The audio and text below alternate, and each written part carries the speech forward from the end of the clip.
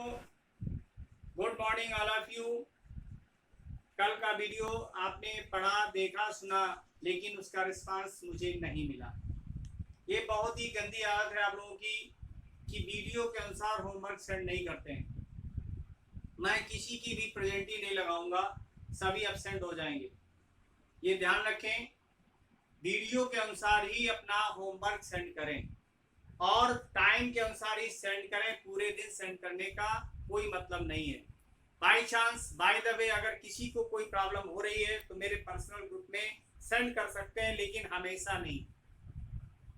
मैंने कल जो पढ़ाया था, लेसन रीड किया था, ना ही उसका कोई वर्क अभी तक आया है, ना किसी बच्चे ने सेंड किया है। It is very bad sending of your work according to video. इसलिए आज से जो भी वर्क आप सेंड करेंगे अकॉर्डिंग टू वीडियो सेंड करेंगे। अगर दूसरा वर्क सेंड कर रहे हैं तो वो कॉपी चेक नहीं होगी और उसमें मार्क्स नहीं दिए जाएंगे, आपको एब्सेंट लगा दिया जाएगा। आज बच्चों ग्रामर का टर्न है, लैंग्वेज है। लैंग्वेज में आप सभी को मैंने बहुत कुछ समझाया है और बहुत कुछ पढ़ाया है, लेकिन कुछ बच्चों को अभी ये कंफ्यूजन है कि सर रोज वीडियो नहीं भेजते, जबकि मेरा वीडियो पर डे पहुंचता है और उसमें डेट भी मेंशन रहती है और हर वीडियो में अलग टॉपिक पढ़ाया जाता है। आज नरेशन में आपको मैंने शुरुआत से, प्रारंभ से पढ़ाया है। Reporting verb, reported speech, pronoun chart वगैरह बना करके मैंने समझाने का प्रयास किया है। अगर किसी भी वीडियो में, किसी भी टॉपिक में, किसी भी प्रकार का कोई भी आपको वाक्य समझ में ना आया हो, रूल समझ में ना आया हो, उसे आप एक बार नहीं कई बार पूछ सकते हैं। मैं उसको बताने के लिए तैयार हूं हर समय। लेकिन प्रश्न ये है कि आप अपना वर्क, आप अपना रिस्पांस मुझे नहीं देते हैं। ये बेहद दुख की बात है। बहुत ही शर्मनाक स्थिति है इस क्लास से। ऐसी मैं अपेक्षा नहीं करता हूं जैसा कि आप लोग रिस्पांस मुझे दे रहे हैं। इंग्लिश सब्जेक्ट एक महत्वपूर्ण विषय है और इस विषय को आप बहुत ही सावधानी से, अच्छे से पढ़ने का प्रयास करें। इसका रिस्पांस अच्छा दें, आपको भी इसका लाभ पूरा मिलेगा। आइए, मैंने आपको असर्टिव सेंटेंस से रिलेटेड जितने भी रूल थे पढ़ा दिए थे। अगर किसी को भी तनिक भी प्रॉब्लम हो तो आप फिर से पूछ सकते हैं, किसी भी विषय पर, किसी भी टॉपिक पर, प्रोनाउन चार्ट में या टेंस से रिलेटेड मैं बताने के लिए हमेशा तैयार रहता हूं। हर पल, हर क्षण आप मुझसे पूछ सकते हैं। लेकिन असर्टिव सेंटेंस के बाद जो दूसरा आपका मैंने पढ़ाया था सेंटेंस, वो था इंट्रोगेटिव। इंट्रोगेटिव में थोड़ी सी चर्चा कर लेते हैं आज, उसी के बारे में हम बता देते हैं। इंट्रोगेटिव सेंटेंस को हम कैसे चेंज करते हैं, ये नरेशन के टॉपिक में हम बताने जा रहे हैं। आइए, इंट्रोगेटिव सेंटेंस, इसे हम हिंदी में प्रश्नवाचक वाक्य कहते हैं। प्रश्नवाचक वाक्य क्यों कहते हैं, इसके लिए कोई भी स्टूडेंट नहीं, अनभिज्ञ नहीं होगा, सभी को मालूम है, क्योंकि प्रत्येक वाक्य में प्रश्न पूछे जाने का भाव व्यक्त होता है। इंक्वायरी होती है और इंक्वायरी ही ये इंट्रोगेटिव सेंटेंस होता है, क्योंकि इंक्वायरी से इंट्रोगेटिव बना है। इंक्वायरी मीन्स होता है जांचना, परखना, पूछना। तो इसके लिए पहला रूल जो आपका है, रिपोर्टिंग वर्ब से रिलेटेड है। रिपोर्टिंग वर्ब का ही नियम है, इसे आप ध्यान से देख लें, पढ़ लें, समझ लें। रिपोर्टिंग वर्ब से जब चेंज होता है तो से या सेज टू, दोनों की कंडीशन एक ही है। इसमें असर्टिव में क्या था कि से अगर है तो कोई ऑब्जेक्ट ना दिए होने पर वो से ही रहता था, सेज सेज ही रहता था, सैड सैड ही रहता था। लेकिन इंट्रोगेटिव में ऐसी कोई कंडीशन नहीं। इसमें से हो या सेज हो, दोनों की कंडीशन इक्वल है। सेज टू लिखा हो या से लिखा हो तो भी चेंज होगा, और से टू लिखा हो तो भी चेंज होगा। ये किसमें चेंज होगा? आस्क में। और सेज या सेज टू लिखा है तो ये भी आपका चेंज होगा आस्क में। सेज सेड लिखा है या सेड टू लिखा है, ये भी चेंज होगा आपका आस्क में। ये प्रारंभिक यानी रिपोर्टिंग वर्ड की कंडीशन है। अब दूसरा जो टॉपिक है वो कनेक्टिंग वर्ड का है, कंजक्शन वर्ड का है। कंजक्शन वर्ड किसमें क्या यूज होता है इसके बारे में थोड़ा सा विचार कर लें, समझ लें।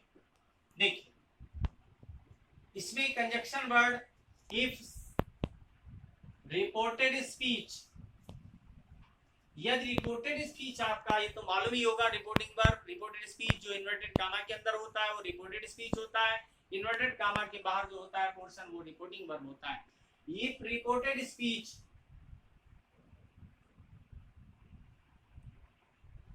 is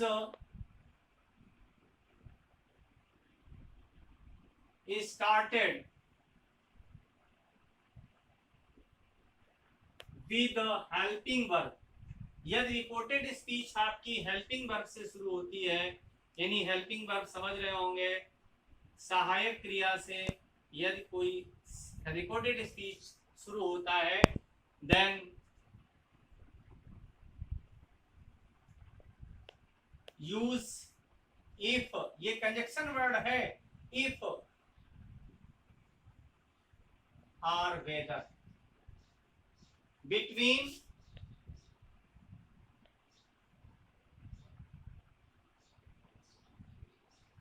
reporting verb and reported speech, and reported speech. इसकी दूसरी कंडीशन कंजक्शन वर्ड की है, जब क्वेश्चन वर्ड से कोई सेंटेंस शुरू होता है तो क्वेश्चन वर्ड ही वहां पर कंजक्शन के रूप में प्रयोग किया जाता है। ये भी ध्यान देना है आपको। Question word is used as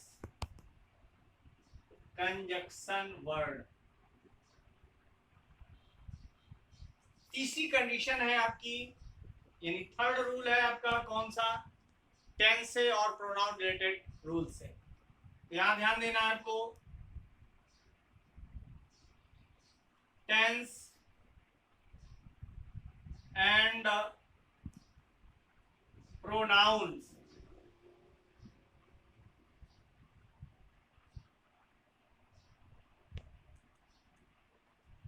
rules are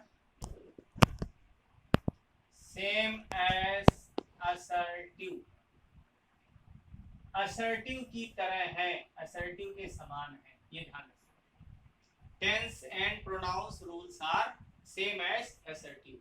tense के और प्रोनाउंस के नियम असर्टिव की तरह ही हैं, उसी के समान है, उसमें कोई चेंजिंग नहीं होती है, ध्यान रखना। और लास्ट पॉइंट है इसका, कभी भी इंट्रोगेटिव सेंटेंस इंट्रोगेटिव में नहीं बनता, हमेशा इसे असर्टिव में ही बनाते हैं। तो यहां लिखेंगे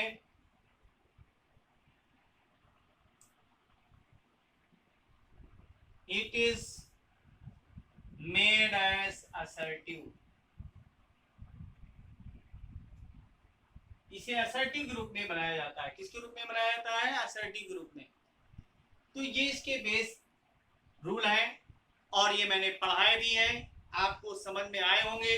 अगर नहीं कोई आपको समझ में नहीं आ रहा है, कोई टॉपिक प्रॉब्लम कर रहा है, तो आप पर्सनली मुझसे पूछ सकते हैं, किसी भी टॉपिक पर, किसी भी विषय पर आप अच्छे से समझ सकते हैं। अब आपकी जिम्मेदारी क्या है, इसके मैं सेंटेंस दे रहा हूं और ये सेंटेंस आपको अपनी नोटबुक में जो फेयर कॉपी बनाई है ये लिखने हैं रूल, और इसके बाद एक्सरसाइज करनी है।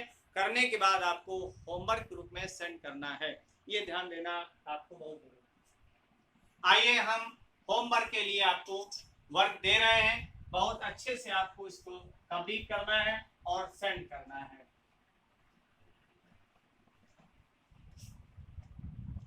आइए होमवर्क सबसे पहले डाल लीजिए एक्सरसाइज। पहला सेंटेंस मैं लिख रहा हूं और बोल भी रहा हूं साथ में।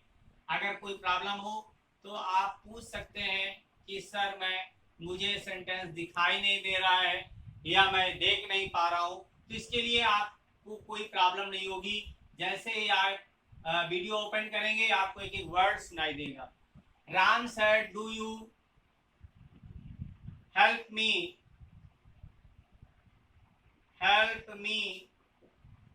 इन माई वर्क,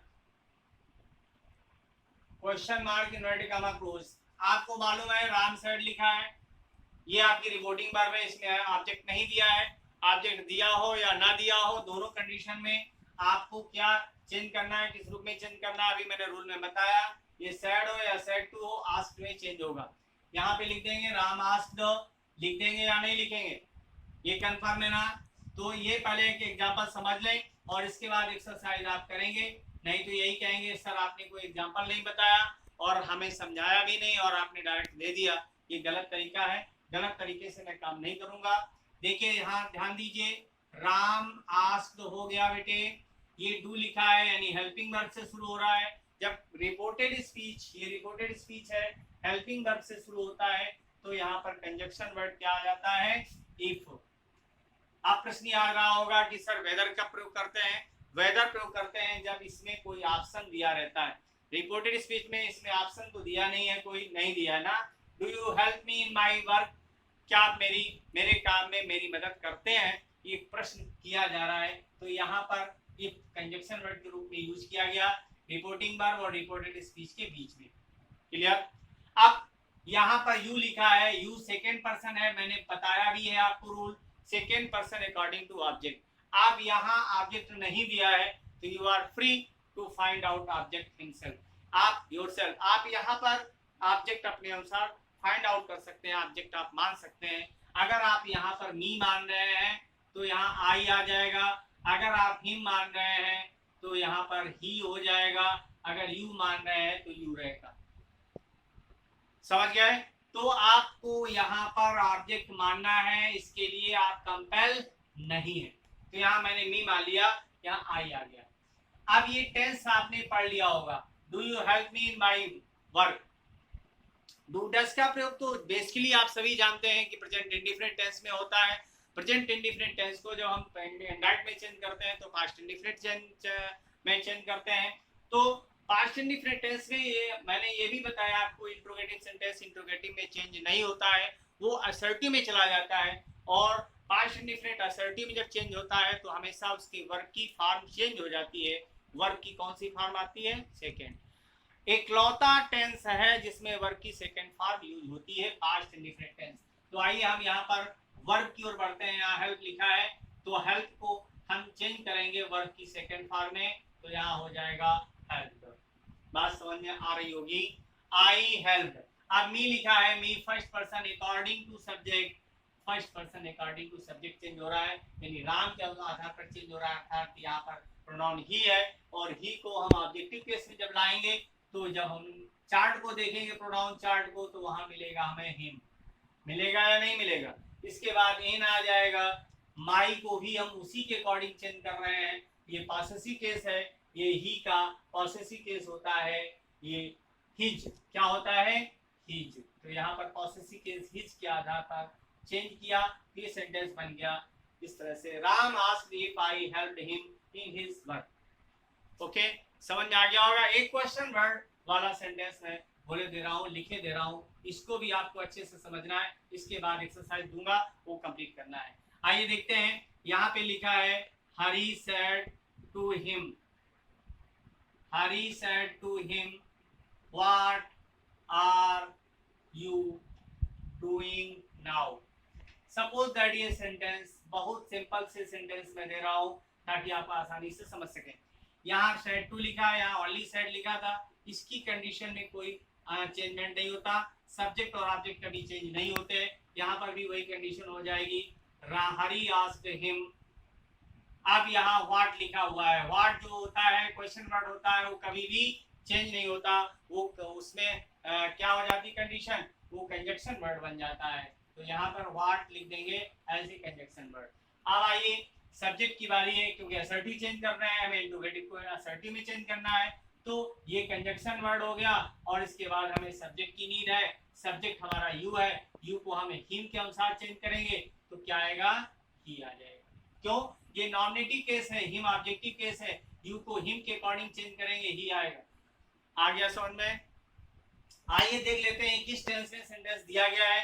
ये प्रेजेंट कंटीन्यूअस टेंस में दिया गया है। इसे हम प्रेजेंट कंटीन्यूअस को हमेशा जब इंडायरेक्ट में चेंज करते हैं तो पास्ट कंटीन्यूअस चला जाता है, यानी प्रेजेंट के सारे टेंस पास्ट में चले जाते हैं, तो ये भी पास्ट में चला जाएगा। इसमें पास्ट टेंस में क्या होता है, हेल्पिंग वर्ब वाज वर्ब का प्रयोग होता है। प्रेजेंट में इज एम आर का प्रयोग होता है। यहाँ पर यू लिखा था इसलिए आर का प्रयोग किया गया था, यहाँ ही लिखा है इसलिए वाज का प्रयोग होगा। क्यों? सिंगुलर के साथ वाज और प्लूरल के साथ वर का प्रयोग होता है, ये नियम है पास्ट कंटीन्यूअस का। इसलिए he was doing then. Sentence बना रहा, Hari asked him what he was doing then. बच्चों समझ में आ गया होगा। अब आप रेडी हो जाइए, फटाफट कलम उठाइए और लिखिए, एक्सरसाइज कंप्लीट करिए और कंप्लीट करके सेंड करिए।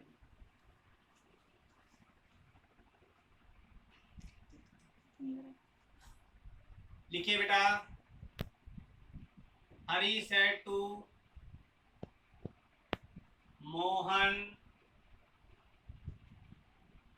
Are you busy to do this work.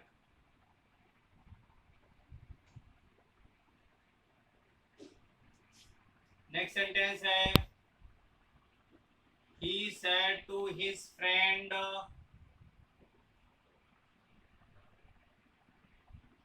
did you lock the front door yesterday? Next sentence है, Mohan said to them, why are you not completing your work? Next sentence है, she said to her mother, inverted comma close begin, इसके बाद लिखेंगे what have you done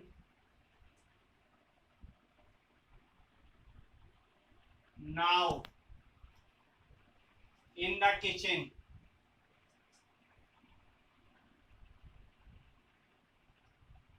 KITCHEN, inverted comma के बाद यहाँ पर question mark के बाद इन्वर्टेड कामा यूज करेंगे। फिफ्थ नंबर है आपका, लिखा हुआ है they said comma, inverted comma लिखा हुआ है when did you get up early in the morning, inverted comma closed। next sentence है, you said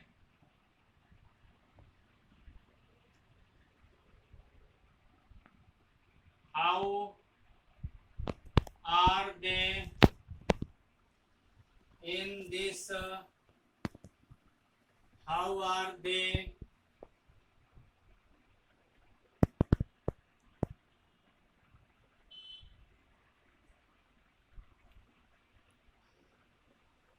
doing their business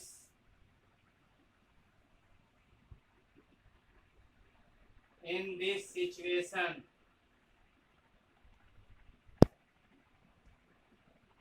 next sentence है आपका 7 number.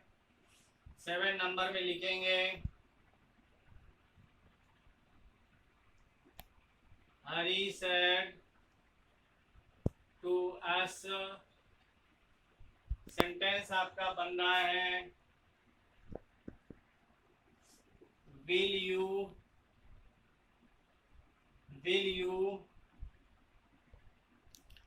Prepare the examination. Next sentence, I said to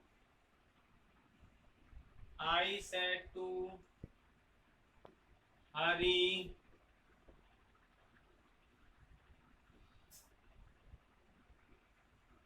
was this scene very bad for me. Next sentence 9 number है, my friends said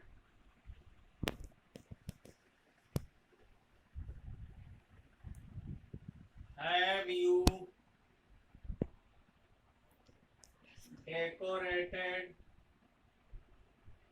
this temple now. Next sentence है,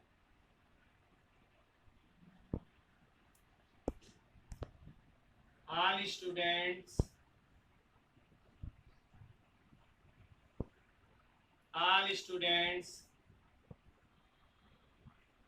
said comma note comma, आगे लिखेंगे were you not arranging this matter seriously.